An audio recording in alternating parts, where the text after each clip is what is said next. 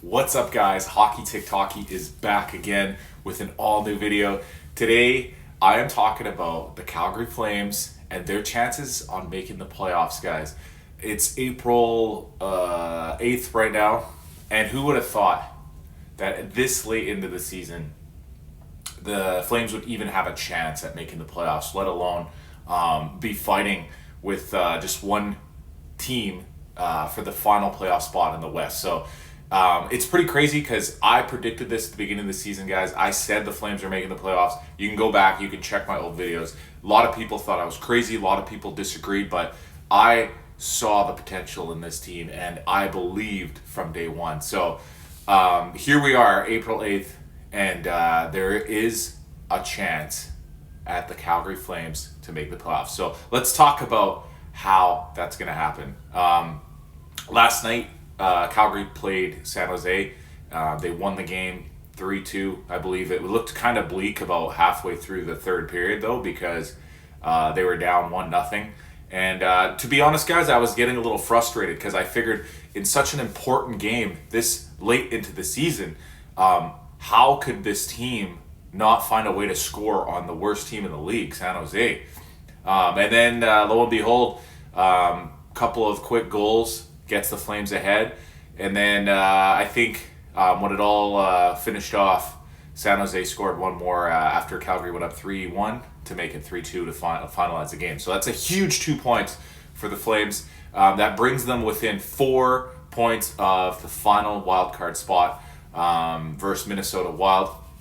And that kind of sets up for a massive game coming up this Friday night. So there's a couple things that have to happen first in order for everything to go the Flames' way.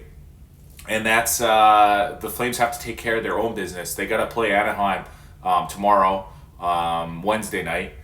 And they got to win that game. They beat Anaheim very soundly the last time these two teams played. I think they beat them 4-1 at home in the Dome. And now they're going to be playing on the road in Anaheim. But Anaheim is kind of out of it. You know, they're officially eliminated. I think the game that they lost against the Calgary Flames was their official elimination game. So they're not going to the playoffs.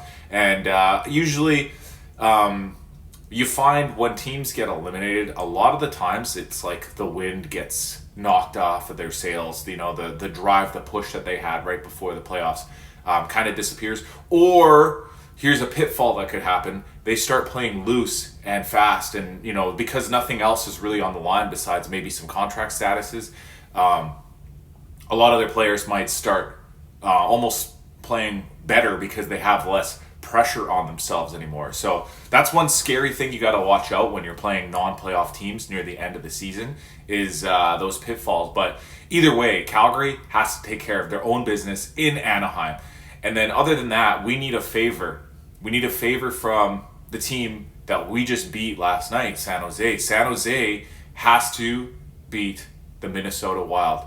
If that happens, so in the next game for both Minnesota and Calgary, if Calgary wins and Minnesota loses, that sets up an opportunity for this Friday's night's matchup between Calgary and Minnesota to basically be a huge swing game, like basically a chance for the Flames to make up all the ground that they don't have on Minnesota right now. They're back by 4 points. That's 2 games, 2 wins, and they can claw themselves back up to a tie with Minnesota if they can win on Friday night and have that win against Anaheim and San Jose to help us out. So a lot of things have to go in our favor. I realize that. You know, I know it's not going to be easy, but it's still possible.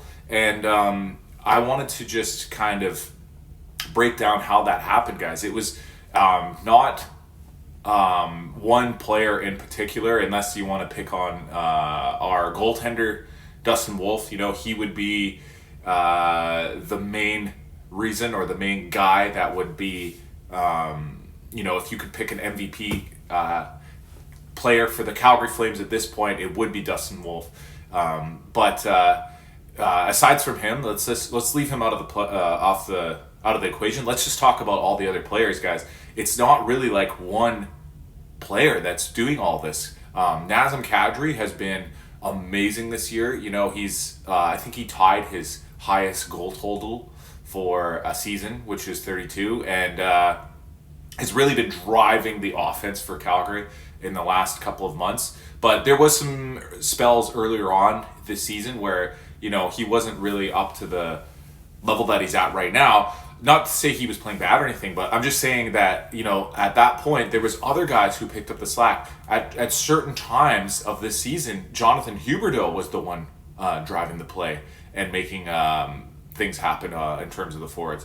At certain times during the beginning of the year, it was our defense that was really picking up a lot of the slack. In fact, a huge shout out to our defensive core, because I think at the beginning of the season, that was one of our biggest unknowns. You know, having Kevin Ball, who only played one season before coming to the Flames, stepped right into a top pairing role with Rasmus Andersson was huge. Having Joel Hanley, a guy who was barely even regarded as a top 6 defender, come in, and now he's playing a top pairing role with Mackenzie Weegar, really makes this team so much deeper and so much stronger. And it's from guys that you've never really heard of or knew of before. You know, Kevin Ball and Joel Handley really solidified that back end, because I don't know, I can't really think of another team that has as unknown of a defensive core compared to the Calgary Flames.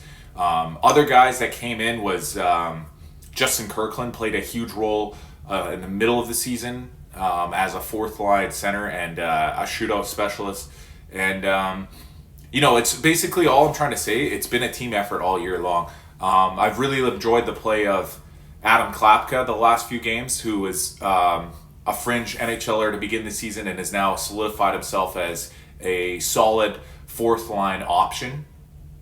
And one thing that was really cool that happened last night was he got bumped up to the first line, and it was due to unfortunate circumstance, because Martin Pospisil went down with an injury. But you know, the injury, you know, I hope he's okay. I hope it's not serious. I hope Pospisil can jump right back into the lineup. But if the injury caused a lineup shakeup, I think Huska, the coach, made a perfect decision to bump Klapka up into that line with Kadri and Huberdeau, because he immediately scored a goal playing with those two guys, and he's been on a bit of a roll lately. I think he has something like 3, 4, 5 points in his last couple of games, and he only has 4 goals on the entire season, 2 of them coming in the last 3 or 4 games. So